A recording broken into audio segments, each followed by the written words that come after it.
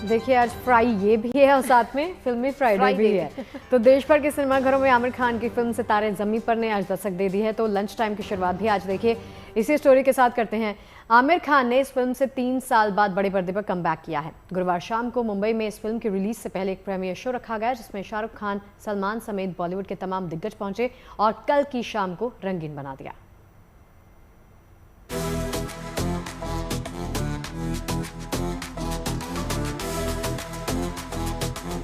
गुरुवार की शाम माया नगरी के लिए कुछ खास थी।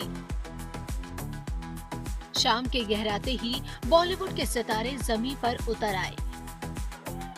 सलमान खान से लेकर शाहरुख खान तक, रेखा से लेकर आशा भोसले तक, फिल्म जगत का शायद ही कोई सितारा हो जो इस खास मौके पर शामिल न हुआ हो। आमिर खान की फिल्म सितारे ज़मीं पर की स्पेशल स्क्रीनिंग के इस मौके पर सितारों का मेला लगा। बॉलीवुड इंडस्ट्री के तमाम दिग्गज कलाकार मिस्टर परफेक्शनिस्ट की फिल्म को देखने पहुंचे। आमिर के जिगरी दोस्त सलमान और शाहरुख अपने दोस्त को सपोर्ट करने पहुंचे। सलमान और आमिर के बीच संबंध कितना दोस्ताना है, दोनों दोस्त एक दूसरे के कितने करीब हैं, इसकी झलक दिखाई दी। सलमान ने आमिर को गले से लगा लिया। शाहरुख खान प्रीमियर पर कूल लुक में पहुंचे। ट्रैक पैंट्स और बिनी के साथ जैकेट पहने हुए शाहरुख पूरी तरह कैजुअल लुक में नजर आए। शाहरुख न सिर्फ गर्मजोशी से आमिर से मिले, उनके साथ पोज दिया, बल्कि सितारे ज़मीं पर की कास्ट के साथ फोटो भी खिंचवाई, जिसकी तस्वीरें सोशल मीडिया पर वायरल हो रही हैं। इस फिल्म के जरिए आमिर खान 3 साल बाद बड़े पर्दे पर वापसी कर रहे हैं। जाहिर है ये फिल्म उनके लिए खास मायने रखती है, लिहाजा इस खास मौके पर आमिर के साथ उनका पूरा परिवार उन्हें सपोर्ट के लिए मौजूद था। आमिर के साथ उनकी पार्टनर गौरी और उनका बेटा नजर आए। गौरी और आजाद के साथ आमिर ने अपनी फिल्म के पोस्टर के सामने पोज दिया। आमिर की बेटी ईरा खान अपने पति नुपुर शिखरे के साथ प्रीमियर में शामिल हुई। क्या बात है, ट्रेलर देखा आपने? वैसे ये तो मजेदार है ही, तस्वीरें जो दिखा रहे हैं। नहीं, मैंने ट्रेलर नहीं देखा, लेकिन इससे पहले तारे जमीन पर देखी होगी शायद आपने भी। बहुत, किसने नहीं देखी ये सवाल है गीतिका। सबने देखी है। और देखिए ये जो अभी लेटेस्ट ट्रेलर है, इसके नीचे जो कमेंट्स है उसके नीचे ना सलमान खान ने एक और आमिर खान ने, इनफैक्ट आमिर खान ने कमेंट किया है, वो पढ़ के सुनाती हूँ। उन्होंने लिखा है कि हमारे सितारे चमक रहे हैं, thank you for all the love, what was favourite moment from the trailer. तो लोगों के नीचे जो रिएक्शंस हैं, चेन ऑफ रिएक्शंस, वो ये हैं कि every moment from the trailer is our favourite, क्योंकि ट्रेलर इतना खास है और इतना स्पेशल है, और स्पेशल चिल्ड्रन के लिए भी है। हाँ, मूवी में जो देखा जाए, जो ट्रेलर की जैसे आप बात करिए, स्पेशली डिसेबल बच्चों का भी शायद इसमें कुछ खास रोल है, शायद इस वजह से भी उनको भी यहाँ पे इनवाइट किया गया है। और साथ ही साथ अगर हम दोनों को मिला के देखें, तारे ज़मीन पर और सितारे ज़मीन पर, तो शायद कह पाना मुश्किल होगा कि कौन सी ज़्यादा बेहतर है। क्या अंतर है बस, सितारे और तारे।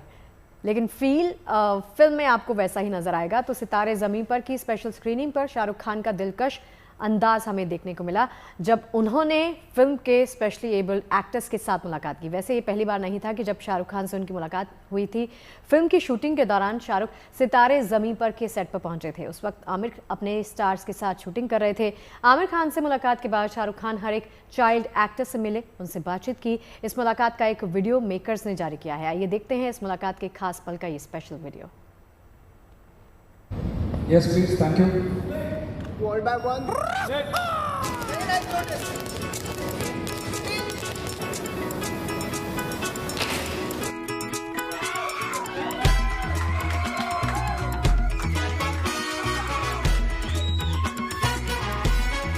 कैसे? Very nice. You know, and Amir has told me at least 10 times. He said, come and meet the actors. They're doing so well. I didn't get time earlier, but every day I meet him. Whenever I'm meeting him, he's calling me also saying, please come, please come. Even 3 days ago he told me. Yeah, I said, Shah, tu aana yaar. कौन सा वाला? Juhi Chawla. Juhi Chawla. Very good. And your Chakde.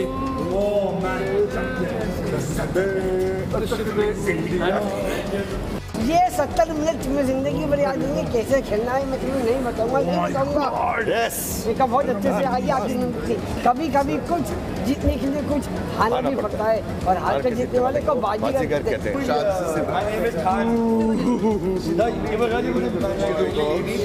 And her name is Golu Khan. Golu Khan.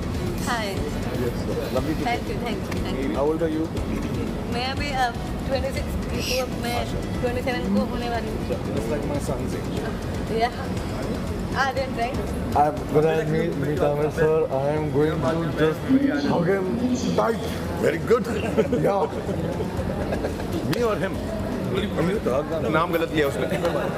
Say it with me. बड़े-बड़े शहरों में छोटी-छोटी बातें होती रहती हैं। डॉन को पकड़ना मुश्किल नहीं।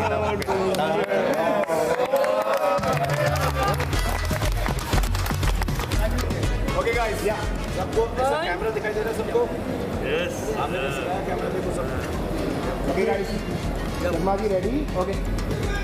Hooray! Have a good shoot. Thank you sir. गीतिका, एक बार ये करना बनता है ना, सिग्नेचर पोज शाहरुख खान का।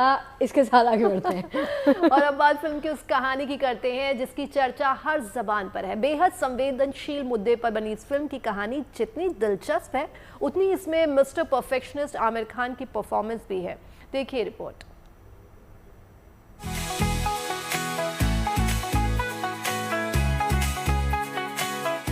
सिनेमा के रुपहले पर्दे पर आमिर खान ने एक बार फिर से जोरदार वापसी की में दर्शकों के सामने पेश कर रहे हैं। 18 साल पहले साल 2007 में आमिर खान की फिल्म तारे ज़मीं पर आई थी, जिसने दर्शकों का खूब मनोरंजन किया था। और तारे ज़मीं पर के लंबे अरसे के बाद अब सितारे ज़मीं पर है। फिल्म की कहानी की बात करें तो इसमें आमिर खान बास्केटबॉल कोच गुलशन की भूमिका में नजर आ रहे हैं। हाइट में कम लेकिन टैलेंट से भरपूर इस बास्केटबॉल कोच की कुछ बुरी आदतें भी हैं। इन आदतों के चक्कर में वो बुरे फंस जाते हैं। मामला पुलिस से शुरू होकर कोर्ट तक जाता है। वहाँ जज साहब उन्हें कम्युनिटी सर्विस के तौर पर न्यूरो डाइवर्जन लोगों को बास्केटबॉल सिखाने का काम देती है। इसी पृष्ठभूमि के इर्द गिर्द ये पूरी कहानी घूमती है। और bureau report, good news today. और चलिए अब बात कर लेते हैं बाढ़ और बारिश की।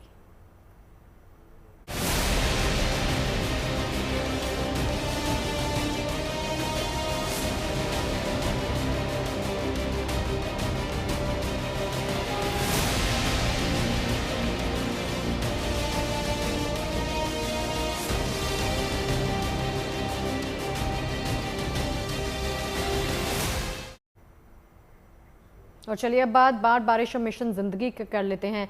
देश भर में मानसूनी बारिश ने गर्मी से राहत तो दे दी है, लेकिन कुछ इलाके ऐसे हैं जहां बारिश के बाद सैलाब ने लोगों की मुश्किलें बढ़ा दी। कहीं रिक्शा नाव बनकर बह गया तो कहीं गाड़ी खिलौनों की तरह पानी में बह गई। कहीं सैलाब में यात्री फंस गए तो कहीं घर में पानी भर गया। महाराष्ट्र से लेकर गुजरात तक कई इलाकों में बाढ़ और बारिश की वजह से हालात बेकाबू होते जा रहे हैं। लेकिन आफत में फंसे लोगों को सुरक्षित बचाने के लिए बड़ी संख्या में एनडीआरएफ और एसडीआरएफ के जवान तैनात हैं और पानी में फंसे लोगों को तुरंत मौके पर पहुंचाकर बचाया जा रहा है। पुणे में तो आफत की बारिश में जवानों ने ऐन वक्त पर युवक की जान बचाई, तो वहीं गुजरात के अमरेली में सैलाब में फंसे एक मासूम को जवानों ने कंधे पर बैठाकर उसे बचाया, सुरक्षित जगह पहुंचाया। वहीं झारखंड के खूंटी में करकरी नदी पर बन रहे निर्माणाधीन पुल पर काम कर रहे 6 मजदूर सैलाब के बीच फंस गए। उन्हें बचाने के लिए एनडीआरएफ की टीम रेस्क्यू बोट के साथ मौके पर पहुंची। कई घंटों की मशक्कत के बाद सभी मजदूरों को बाहर निकाल लिया गया।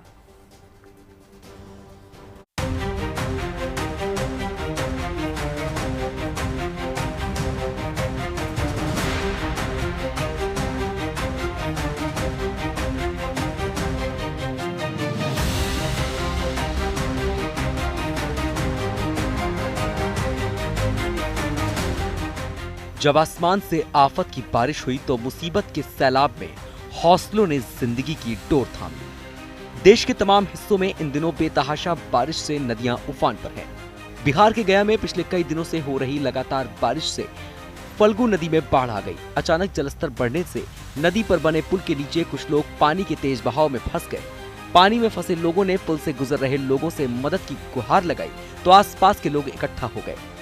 सैलाब में फंसे लोगों को बचाने के लिए तरकीबें तलाशी जाने लगी। कुछ स्थानीय युवकों ने हौसला दिखाया और वो इन लोगों को बचाने के लिए पानी में कूद पड़े।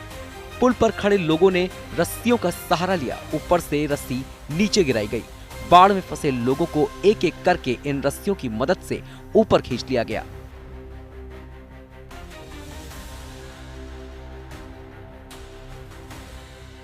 ना सुबह 5 बजे एक बैग पानी आ गया। इन लोग पुल के नीचे रहते थे और इन लोग बह गए थे। कुछ लोग, उन लोग ने सब मिलकर बचाया है इन लोग को। इस वाकये की खबर मिलते ही एसडीआरएफ की रेस्क्यू टीम भी मौके पर पहुंच गई। बाकी बचे लोगों को रेस्क्यू टीम ने बोट की मदद से बाहर निकाला। एसडीआरएफ के जवानों ने पानी में फंसे मवेशियों को भी बाहर निकाल लिया। कई घंटे तक चले इस रेस्क्यू ऑपरेशन के बाद बाढ़ में फंसे सभी लोगों को सही सलामत बचा लिया गया। झारखंड के खूंटी में करकरी नदी पर बन रहे निर्माणाधीन पुल पर काम कर रहे 6 मजदूर भी सैलाब के बीच फंस गए। मजदूरों के फंसे होने की जानकारी गांव वालों ने दी तो एनडीआरएफ की टीम रेस्क्यू बोट के साथ मौके पर पहुंच गई। एनडीआरएफ के जवानों ने कई घंटे की मशक्कत के बाद सभी मजदूरों को बाहर निकाल लिया। महाराष्ट्र के नासिक में कुछ ही घंटों में 52 मिलीमीटर पानी बरसा तो गोदावरी नदी का जलस्तर काफी बढ़ गया। नदी में सामान्य से करीब 5 फीट ऊपर तक पानी बहने लगा, जिससे गोदावरी घाट पर बने कई मंदिर पानी में डूब गए। पंचवटी के गोदा घाट इलाके में खड़ी एक कार पानी में बहने लगी तो स्थानीय लोगों ने रस्सी की मदद से कार को बहने से बचा लिया। मौसम विभाग ने नासिक समेत महाराष्ट्र के कई इलाकों में तेज बारिश का अलर्ट जारी कर रखा है। पुणे में भी बेतहाशा बारिश एक युवक के लिए मुसीबत का सबब बन गई। इंद्रायणी नदी में पानी के तेज बहाव में ये युवक बहने लगा था। गनीमत रही कि युवक ने एक पेड़ की जड़ें पकड़ ली और पानी में बहने से बच गया। बाद में एनडीआरएफ की टीम मौके पर पहुंची और इस युवक को पानी से बाहर निकाल लिया। पुणे की मुलामुठी नदी में भी एक बाइक सवार पानी के तेज बहाव में फंस गया। युवक के पानी में फंसे होने की खबर मिलते ही पुलिस के जवान मौके पर पहुंच गए। पुलिस के जवान एक रस्सी की मदद से युवक तक पहुंचे और उसे सही सलामत बाहर निकाल लिया। बरसात के इस मौसम में बेतहाशा बारिश देश के कई इलाकों में मुसीबत का सबब बन रही है, लेकिन ये तस्वीरें गवाह हैं कि अगर हौसले बुलंद हों और तैयारियां पूरी हो तो कुदरत की चुनौतियों से निपटना ज्यादा मुश्किल नहीं होता। गया से पंकज कुमार, खूंटी से अरविंद सिंह और पुणे से श्री कृष्ण पांचाल के साथ bureau report, good news today. Monsoon रफ्तार के साथ आगे बढ़ रहा है। देश के कई हिस्सों में अच्छी खासी बारिश हो रही है। हिमालयन रीजन समेत देश के कई हिस्सों में मॉनसून के जल्द से जल्द आने की दस्तक देने का मौसम विभाग ने अनुमान जताया है। साथ ही भारी बारिश की संभावना भी है, जिसको लेकर अलर्ट जारी किया गया है। मौसम में बदलाव का दिल्ली पर एक खास असर ये हुआ है कि यहाँ की हवा साफ हो गई है।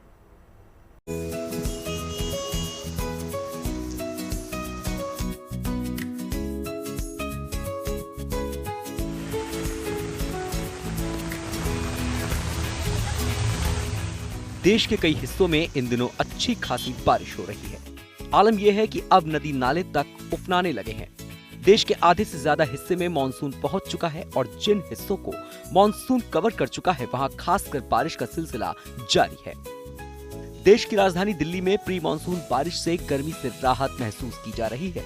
इसके अलावा दिल्ली की हवा भी साफ हुई है।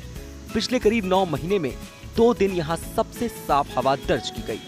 18 जून को यहाँ AQI 81 जबकि 19 जून को 89 दर्ज किया गया, जो कि हवा की संतोषजनक गुणवत्ता है। 100 से कम AQI संतोषजनक श्रेणी में माना जाता है। मौसम विभाग ने दिल्ली में मानसून की एंट्री को लेकर भी अनुमान जताया है, जिसके मुताबिक यहाँ अगले हफ्ते मानसून के पहुंचने की संभावना है। अगले 3 से 5 दिन में यहाँ भी मानसूनी एक्टिविटी शुरू होने का अनुमान है। इसके अलावा पंजाब और हरियाणा में अगले 4 से 5 दिनों में मानसून की बारिश होने के आसार जताए गए हैं, जबकि हिमालयन रीजन, जम्मू कश्मीर, हिमाचल प्रदेश और उत्तराखंड में भी अगले 1 से 2 दिन में मानसूनी बारिश संभव है। दिल्ली में आज भी बादल छाए रहने के साथ ही बारिश होने का भी अनुमान है। बिहार, झारखंड, उत्तर प्रदेश, राजस्थान के बाद अब मानसून अपनी रफ्तार में है और इसके चलते पूरे देश में अच्छी बारिश होने का अनुमान है। मौसम विभाग की ओर से देश के कई राज्यों में 25 जून तक भारी बारिश होने की संभावना जताई गई है। इसको लेकर अलर्ट भी जारी किया गया है। गुजरात में मानसून की बारिश का सिलसिला चल रहा है। यहाँ भी 25 जून तक भारी बारिश का अनुमान है।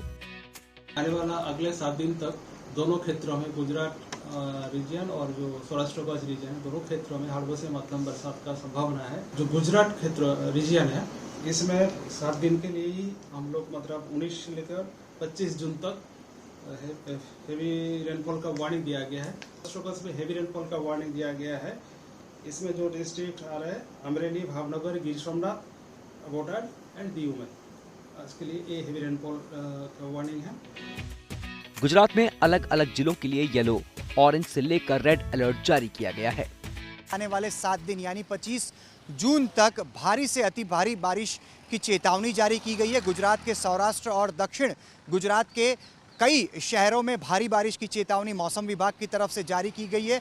अब तक जिस प्रकार से बारिश हो रही है उसको देखते हुए गुजरात के मुख्यमंत्री द्वारा SCOC यानी स्टेट इमरजेंसी ऑपरेशन सेंटर में बैठक की है और सारे जिला कलेक्टरों को जरूरी तैनाती के आदेश भी दिए हैं। हिमाचल प्रदेश में 1 से 2 दिनों में मानसून की एंट्री के साथ ही 25 जून तक बारिश को लेकर अलर्ट जारी किया गया है। हालांकि वहां अभी बारिश देखने को मिल रही है।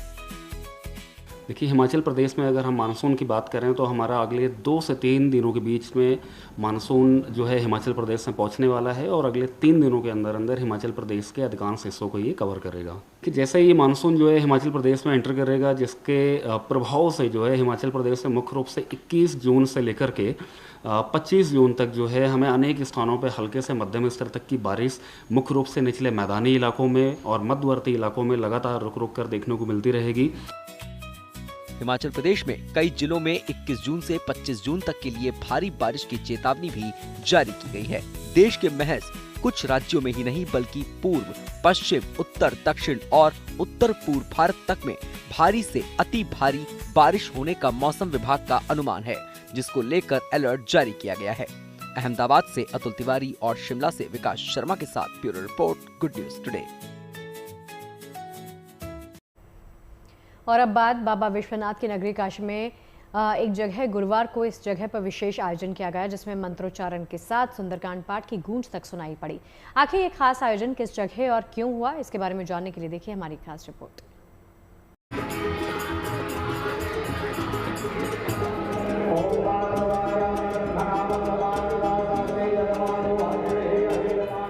पूजा पाठ, आरती, भजन कीर्तन, पूरा भक्तिमय वातावरण।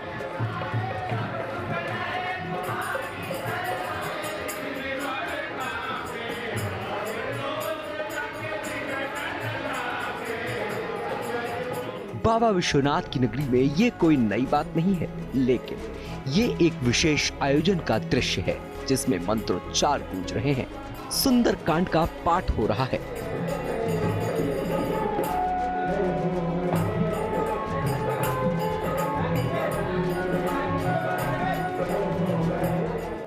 कभी इस जगह से गुजरने वाले लोगों को सोचना पड़ता था, गंदगी के अंबार की वजह से यहाँ पल भर भी रुकना संभव नहीं हो पाता था, लेकिन अब यहाँ की पूरी तस्वीर बदल चुकी है। वाराणसी में बाबा काशी विश्वनाथ के मंदिर के नजदीक आदि विशेश्वर वार्ड की, जहां अब एक प्राथमिक स्वास्थ्य केंद्र खुल चुका है। और इस प्राथमिक स्वास्थ्य केंद्र की खास बात यह है कि पहले यहां एक बूचड़खाना हुआ करता रहा। नगर निगम की भूमि पर अवैध रूप से बूचड़खाना संचालित हुआ करता था, लेकिन अब लगभग 1 साल के कठिन प्रयास के बाद पूरी तौर पे इसकी तस्वीर बदल गई है और यहाँ पर प्राथमिक स्वास्थ्य केंद्र खोल दिया गया है। प्रदेश में अवैध बूचड़खाना बंदी अभियान के तहत वाराणसी में काशी विश्वनाथ के दरबार से चंद कदमों की दूरी पर मौजूद इस जगह पर चल रहा बूचड़खाना अब बंद करा दिया गया। उसके बाद शहर दक्षिणी के विधायक नीलकंठ तिवारी ने इस स्थान पर स्वास्थ्य केंद्र खोलने की पहल करते हुए यहाँ निर्माण कार्य का शिलान्यास किया और लगभग 1.25 साल के अंदर यहाँ चिकित्सा केंद्र बनकर तैयार हो गया। तो इसका विधायक ने ही उद्घाटन भी किया।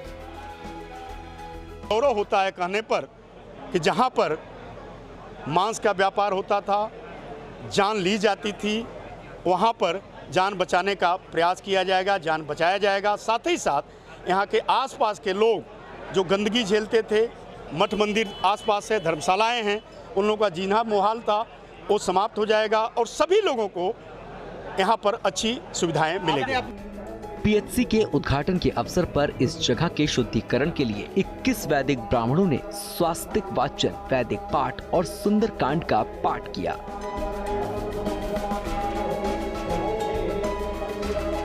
यहाँ पे जानवरों की हत्या हो रही थी, नाना प्रकार के यहाँ पे जो अनैतिक कर्म किए जाते थे वो होते थे। तो उसी की निवृत्ति के लिए, उसी के और जन कल्याण के लिए हम सभी विद्वानों के द्वारा आज यहाँ पे स्वस्ति वाचन का पाठ हुआ, सुंदरकांड का पाठ हुआ, जो कलयुग में नाना प्रकार के उपद्रवों की शांति करता है।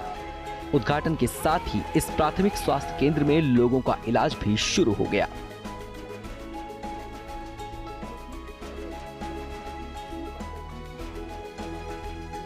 ऊचड़खाने से अस्पताल की जब ये मुहिम शुरू हुई थी तो उसमें 1 साल का वक्त लगा, लेकिन अब तस्वीर पूरी तरह से बदल गई है, जिससे न केवल इलाके के लोग बल्कि आसपास के भी तमाम लोग जो बड़े अस्पताल जाने के पहले प्राथमिक स्वास्थ्य केंद्र की सुविधा का लाभ लेना चाहते थे, वे अब यहाँ पर आके अपना उपचार करा सकेंगे। Roshan Jaiswal, Varanasi, good news today. Uttar Pradesh में अब छोटे प्राथमिक विद्यालयों को लेकर सरकार ने नई पहल शुरू की है। जहां छात्रों की संख्या 20 से कम है, वहां स्कूलों को बंद करने की बजाय पास के स्कूलों से पेयर किया जा रहा है। शिक्षा विभाग का मानना है कि इससे प्राथमिक शिक्षा के स्तर में सुधार होगा।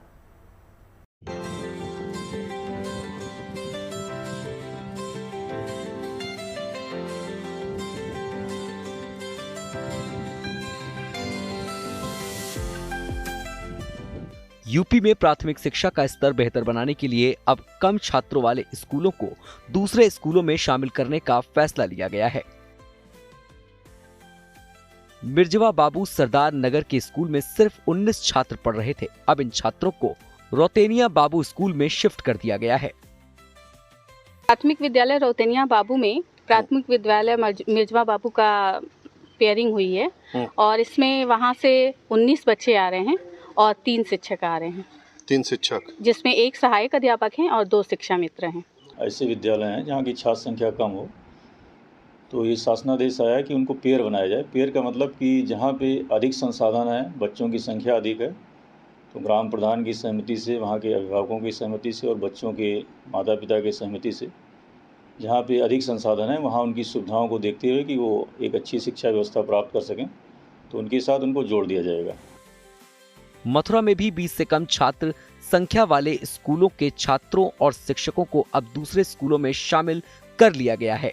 हम मौजूद हैं मथुरा के जिला बेसिक शिक्षा कार्यालय पर, जहां बेसिक शिक्षा अधिकारी सुनील दत्त जी द्वारा एक आदेश किया गया कि मथुरा में जितने भी स्कूल हैं जहां छात्रों की संख्या 20 है या 20 से कम है, उन्हें दूसरे स्कूल में मर्ज कर दिया जाए। यानी कि जहां बच्चे कम आ रहे हैं पढ़ने किसी भी विद्यालय में, उन सभी बच्चों को दूसरे स्कूल में मर्ज कर दिया जाए। हालांकि इस आदेश के खिलाफ सोशल मीडिया पर कुछ ऐतराज भी जताया जा रहा है, लेकिन यूपी सरकार का मानना है कि इस नए आदेश से स्कूलों में शिक्षा के स्तर में जरूर सुधार होगा। गोरखपुर से गजेंद्र त्रिपाठी के साथ मथुरा से Madan Gopal Sharma, good news today. और अब बात विश्व योग दिवस की। विश्व योग दिवस 21 जून यानी कल पूरे विश्व में मनाया जाएगा, लेकिन उससे पहले देश और दुनिया में योग दिवस की तैयारियां शुरू हो गई हैं। क्या शहर, क्या जिला, क्या राज्य, क्या देश, हर जगह योग दिवस की महातैयारी चल रही है। और खास बात है कि इस योग दिवस को मनाने के लिए बच्चे, युवा और कई बुजुर्ग, हर कोई बढ़ चढ़ कर इसमें हिस्सा ले रहा है। योग शारीरिक, मानसिक और आत्मिक संतुलन के लिए एक अद्भुत अभ्यास है। ये मानवता का मंत्र और निरोग रहने की कामना है। पिछले कुछ सालों में योग घर घर पहुंचा है। गांव से लेकर शहरों तक योग की समझ और मजबूत हुई है।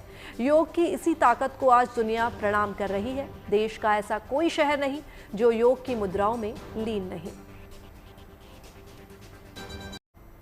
21 जून यानी शनिवार जब सूरज उगेगा तो देश भर के पार्क, मैदान, स्कूलों में योग उत्सव का माहौल होगा। और इस उत्सव को खास बनाने के लिए राजधानी दिल्ली से लेकर गांव तक हर जगह लोग जुड़ रहे हैं। झीलों की नगरी उदयपुर में इस बार योग दिवस पर नए प्रयोग के तौर पर वाटर योग की तैयारी की जा रही है, जहां पानी में बच्चों और युवाओं ने योगाभ्यास किया और योग को लेकर पूरी दुनिया के लिए एक संदेश भी दिया।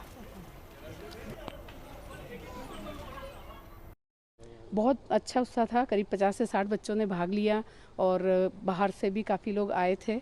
पानी में योग करने से आपके जो मैंने अनुभव किया है, मेरा अपना अनुभव है और जो करवाया है उसके अकॉर्डिंग कि जिनको जॉइंट पेन है, जॉइंट प्रॉब्लम है, तो उनकी हाइड्रोथेरेपी होती है और जिनके जो पोस्चर बाहर नहीं बनते वो एक्वा योगा में आसानी से वो अपने वो पोस्चर को बना पाते हैं और धीरे धीरे उनकी वो प्रॉब्लम ठीक होना शुरू हो जाती है। और योग दिवस की तैयारी में उत्तर प्रदेश का गोरखपुर भी जुटा है, जहां योग महोत्सव को सफल बनाने के लिए योगाभ्यास किया जा रहा है।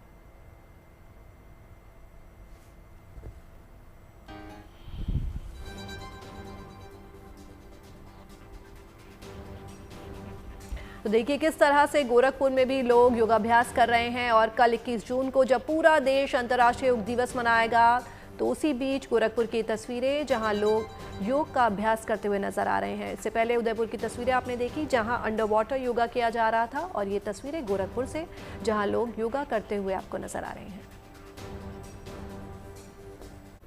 स्वस्थ शरीर मनुष्य की सबसे बड़ी पूंजी होती है और स्वस्थ रहने के लिए योग बहुत जरूरी है, क्योंकि कहा भी जाता है कि योग भगाए रोग या योग बनाए निरोग। वैसे तो योग नियमित रूप से करना चाहिए, लेकिन इसके लिए एक विशेष तारीख भी तय है, 21 जून। इस दिन अंतर्राष्ट्रीय योग दिवस मनाया जाता है। कल इसे मनाने के लिए देश दुनिया में पूरी तरह से तैयारियां जोरों शोरों पर है।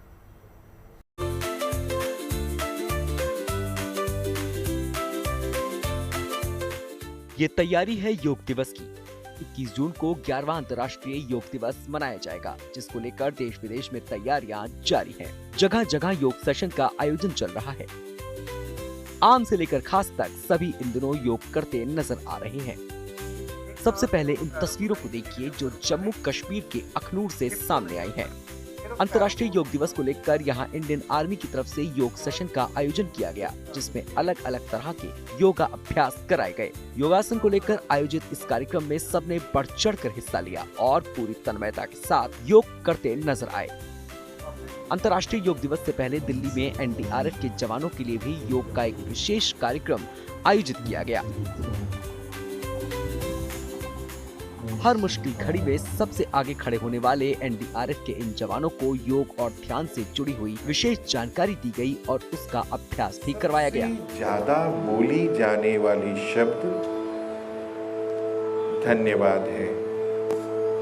पूरी पृथ्वी पे देख सकते किस तरीके से 8वीं बटालियन के एनडीआरएफ के जवान इस वक्त मौजूद है, जो कि योग के ज़रिए किस तरीके से मानसिक और शारीरिक संतुलन बनाया जा सकता है वो दिखाने की कोशिश कर रहे हैं। और अंतर्राष्ट्रीय योग दिवस के मौके पर इस तरीके की योग ध्यान सबसे ज़्यादा ज़रूरी है कोई भी आसन के लिए। जिस तरीके से आप लोगों का काम होता है, भागम दौड़ी होती है, जिम की फिटनेस और योग की ताकत में क्या फ़र्क महसूस करते हैं? योग एक अपने शरीर को अंदर से मजबूत बनाता है और अपनी आत्मा को मतलब क्या है अंदर से। योग एक बहुत ही शरीर के लिए बहुत अच्छी चीज़ है। का जो प्रोग्राम है योग बहुत ज़रूरी है और हर दिन योग को अपनी दिनचर्या में आप लोग शामिल भी करते हैं। आपके हिसाब से आज कैसा लगा आपको, जिस तरीके का मेडिटेशन हुआ? बहुत अच्छा लगा। जैसा गुरुजी ने बताया वैसा पूर्ण रूप से हमने मेडिटेशन किया। मेडिटेशन करके बहुत मन को सुकून मिला, शांति मिली। ऐसे लगा कुछ देर के लिए तो ऐसे लगा कि हम इस जगह हैं ही नहीं। मतलब बहुत अच्छा लगा मेडिटेशन। आपातकाल में रहने वाले ये जो वीर जवान हैं, जो हर वक्त हर कैसी कड़ी से कड़ी सिचुएशन हो खुद को उसमें लेकर जाते हैं और उनके लिए मानसिक संतुलन बने रहना बेहद ज़रूरी है। देश के अलग अलग हिस्सों में योग दिवस को लेकर लोगों का जोश हाई है। लखनऊ से लेकर हैदराबाद तक में लोग योगाभ्यास करते नजर आए, ताकि लोग योग करने को लेकर प्रेरित हों और 21 जून को होने वाले विशेष आयोजन का हिस्सा बने। अब आप देहरादून की योगाभ्यास की ये तस्वीरें देखिए, जहां सीएम आवास में आयोजित विशेष कार्यक्रम में मुख्यमंत्री पुष्कर सिंह धामी खुद भी योगा अभ्यास में लीन दिखे। राष्ट्रपति द्रौपदी मुर्मू अंतर्राष्ट्रीय योग दिवस पर उत्तराखंड में ही मौजूद रहेंगी। वो गुरुवार को अपनी 3 दिवसीय यात्रा पर देहरादून पहुंची। राष्ट्रपति यहां 21 जून को अंतर्राष्ट्रीय योग दिवस के कार्यक्रम में भी शामिल होंगी। अंतर्राष्ट्रीय योग दिवस को लेकर न सिर्फ देश बल्कि दुनिया में तैयारी चल रही है। अमेरिका के वॉशिंगटन डीसी में भी अंतर्राष्ट्रीय योग दिवस से पहले योग का एक विशेष सत्र आयोजित किया गया। भारतीय दूतावास के इस कार्यक्रम में बड़ी संख्या में शामिल होकर लोगों ने योगा अभ्यास किया।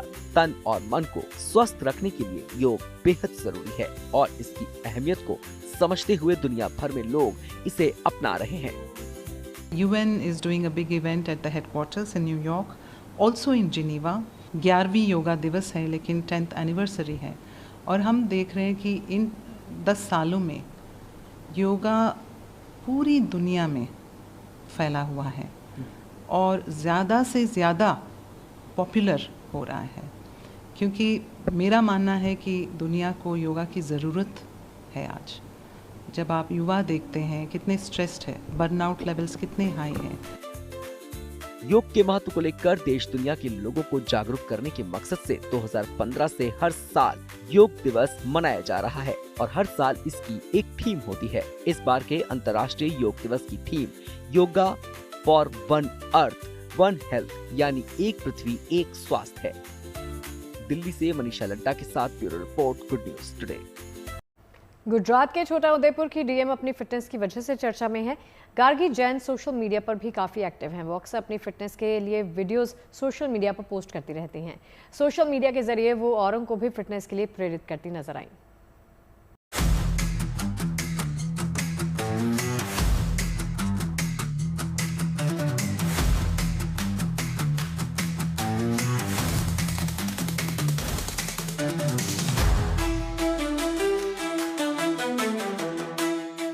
जिम में वर्कआउट करता देख इन्हें फिटनेस एक्सपर्ट समझने की गलती मत करिएगा। इनके हाथों में एक पूरे जिले की कमान भी है। जी हाँ, ये है गुजरात के छोटा उदयपुर की जिला अधिकारी गार्गी जैन। गार्गी अपने काम के साथ साथ अपनी फिटनेस को लेकर सोशल मीडिया पर खूब सुर्खियां बटोर रही हैं।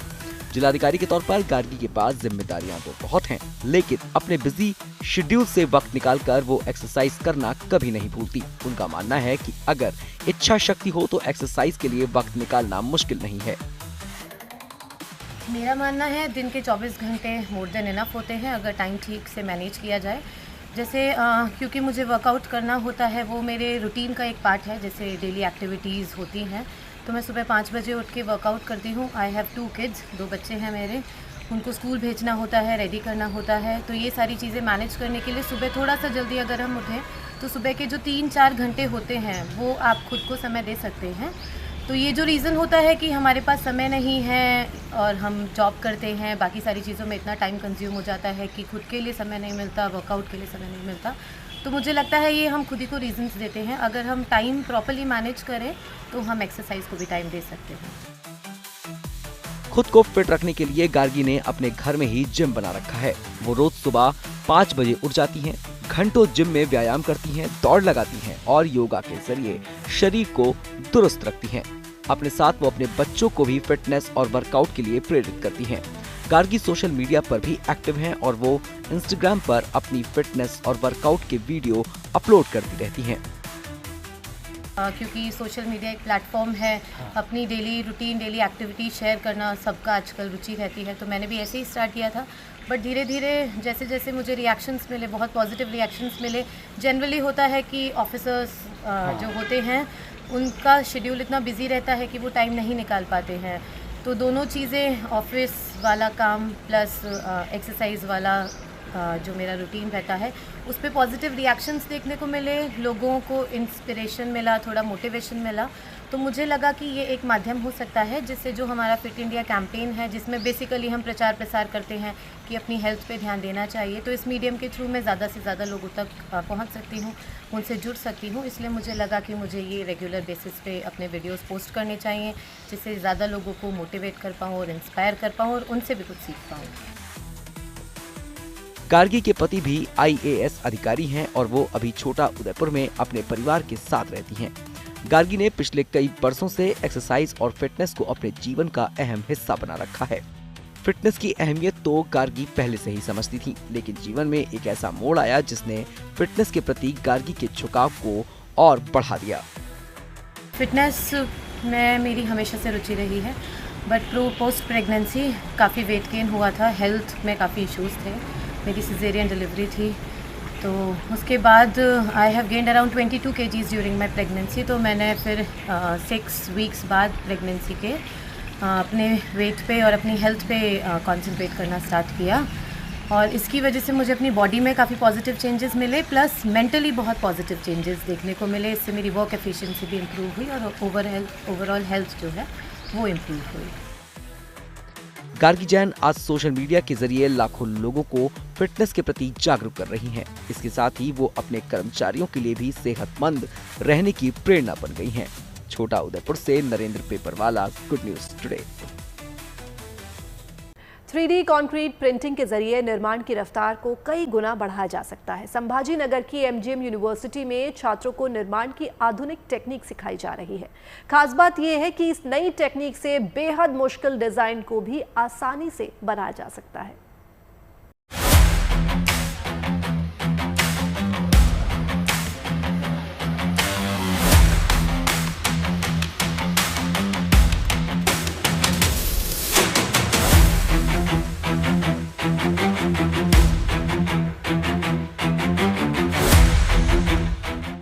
मिनटों में तैयार हो जाएंगे मुश्किल से मुश्किल डिजाइन।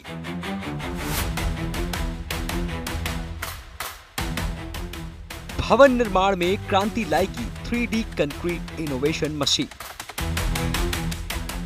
मजबूत दीवार बनानी हो या कोई डिजाइनर स्ट्रक्चर, ये मशीन हफ्तों के काम को मिनटों में निपटा सकती है। इस मशीन की खासियत ये भी है कि इसकी मदद से बेहद मुश्किल डिजाइन को भी आसानी से बनाया जा सकता है। संभाजी नगर की MGM यूनिवर्सिटी में ये 3D कंस्ट्रक्शन मशीन छात्रों को निर्माण की आधुनिक तकनीक सिखा रही है। इससे हम सस्ते और बड़ी तेजी से घर बना सकते हैं। छोटे छोटे जो घर है उससे ये बन सकते हैं। हम इससे नए युवा को छोटी छोटी नौकरी दे सकते हैं और छोटे व्यापार भी शुरू कर सकते हैं। हमारे कॉलेज ने नया 3D प्रिंटर लगाया है और इससे हमें भविष्य में बहुत ज़्यादा हेल्पफुल होगा, क्योंकि इससे पर्यावरण को नुकसान कम होगा और बिल्डिंग भी प्रॉपर कंस्ट्रक्ट कर पाएंगे हम। और इससे जो भी नेचुरल मटेरियल यूज़ होता कंस्ट्रक्शन में उसका रिडक्शन भी कम होगा। यह मशीन एक कंप्यूटर की मदद से ऑपरेट होती है। मशीन के एक हिस्से में कंक्रीट और सीमेंट का मिक्सचर डाला जाता है। निर्माण के डिजाइन को कंप्यूटर में फीड किया जाता है। इसके बाद कंप्यूटर से कंस्ट्रक्शन का कमांड मिलते ही मशीन उस डिजाइन को हूबहू तैयार कर देती है। इस तकनीक की मदद से आने वाले समय में मकान और दूसरे बड़े निर्माण का काम आसानी से पूरा किया जा सकेगा। जो न्यू डिजाइन है, जो सस्टेनेबल डिजाइन है, जो use of eco friendly material है, इसके साथ साथ हम लोग टेक्नोलॉजी भी इंटीग्रेशन कर रहे हैं। ये सेंटर संशोधन के लिए, ट्रेनिंग के लिए और एजुकेशन में बहुत काम आने वाला है। रिवोल्यूशन ऐसे आ सकता है कि आपका कंस्ट्रक्शन प्रोसेस जो है, आपको एक छोटा घर बनाना है, कोई भी पकड़ लीजिए, एक छोटा एक मिडिल क्लास फैमिली को घर बनाना है, 1 BHK घर है, तो उसके लिए अराउंड 6 महीना मिनिमम लगता है, 1000 स्क्वायर फुट का घर बनाना है तो। बट अगर हम 3D कंक्रीट प्रोसेस से, प्रिंटिंग प्रोसेस से जाएंगे तो एक थेरोटिकल वे तो कह सकते हैं कि 15 दिन में बनेगा, बट प्रैक्टिकली अगर सोचा जाए तो मैक्सिमम 20 से 25 दिन में आपको एक पूरा घर का स्ट्रक्चर इंक्लूडिंग एवरीथिंग वो रेडी हो सकता है। और कंपेयर किया जाए जैसे हम ईंटों से कंस्ट्रक्शन करते हैं, तो वो कंस्ट्रक्शन मेथड या फिर कंस्ट्रक्शन टेक्निक को अगर स्ट्रेंथ वाइज कंपेयर किया जाए तो मिनिमम 5 टाइम्स ज़्यादा है। पारंपरिक निर्माण के तरीकों से जिन डिजाइन को बनाना नामुमकिन समझा जाता था, उन्हें भी ये मशीन आसानी से तैयार कर सकती है। इस मशीन की वजह से समय और धन दोनों की बचत होती है। ये मशीन निर्माण की आधुनिक सोच के दायरे को तो बढ़ा ही रही है, साथ ही डिजाइन में कल्पना की उड़ान को हकीकत भी बना रही है। संभाजी नगर से इसरारुद्दीन चिश्ती, गुड न्यूज टुडे।